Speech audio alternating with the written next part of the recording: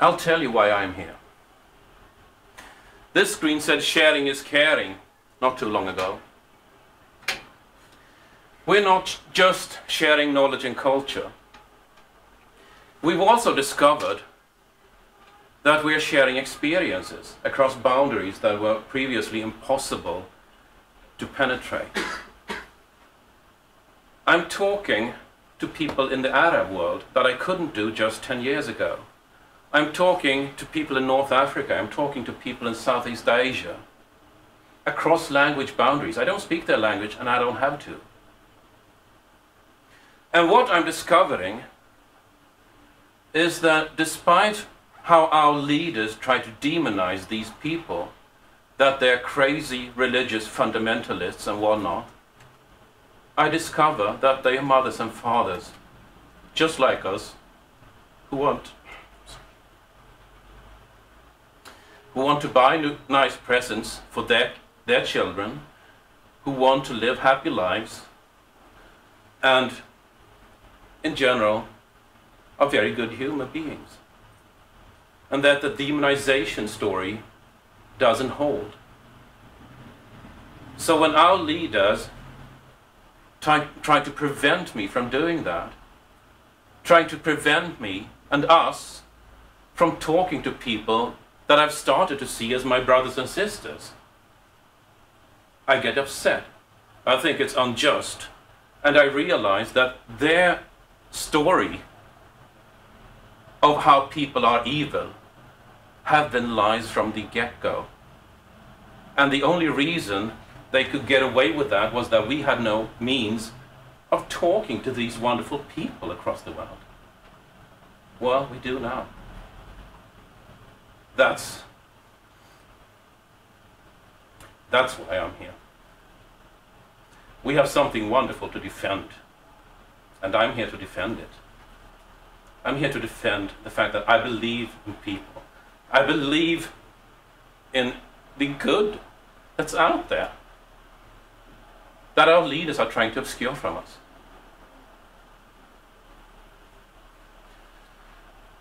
And history moves in cycles. 40 years from now, it's likely that young activists will come to the table and again claim that we have new ideas and we don't deserve to be mocked like this.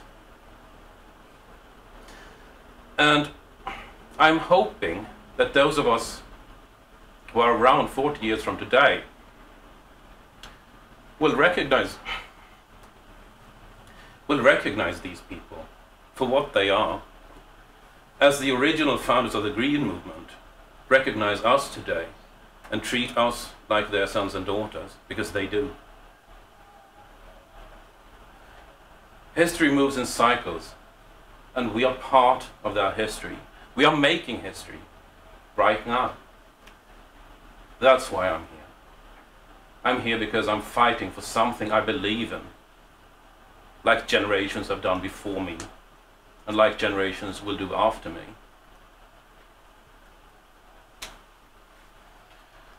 So,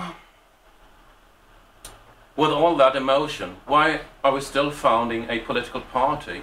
Why isn't activism enough? I'd still like to look at history and see that every new political movement of this worldwide magnitude, comes in 3 cycles. You have activism provoking the issue, usually illegally, because it is legal to break the order of this magnitude that we are doing. After the activists, you have theoreticists, academics just theorizing the issue. This happened with the labor movement, where you had wild strikes leading to labor unions. This happened with the Green Movement, where you had sabotages leading to Greenpeace and environmental academia. And once the theory is well enough understood, once it starts to get public momentum, then invariably the issue gets politicized. We are the third wave of a new global movement like people have done before us. And if history is a guide, then yes, we will be regarded as the thing that came after the Greens and before something else, which I don't know today.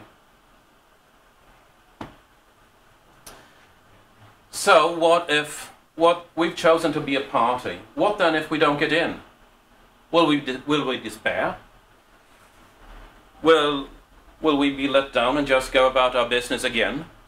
Well, imagine if this election, if we came 1,337 votes short, just that close to Parliament. And what would be the reaction of the established politicians? Well, they would jump out of their chairs. They would be so shocked and realize one thing and one thing only. They are getting in the next election. That would influence policy as well. The instant we start taking votes to a measurable degree, and we start affecting policy. So, of course we want to get into Parliament. That brings resources, that brings hard influence, that brings access to reporters in ways we usually don't have. But then again, we are affecting policy already. Don't ever forget that.